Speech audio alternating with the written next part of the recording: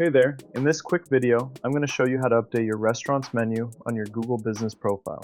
Specifically, how to delete an old item and add a brand new one.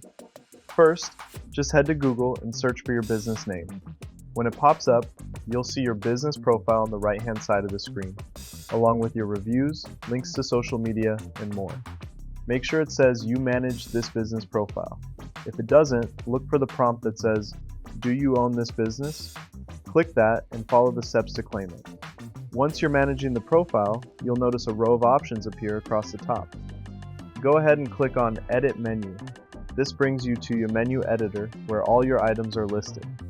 To delete an item, just click on the one you want to remove, hit delete, confirm it, and just like that, it's gone. Now to add a new menu item, click the Add Menu Item button. Enter the item name, price, and a solid description. You'll also have the option to upload a photo. Definitely do that. A great image catches attention and helps sell the item.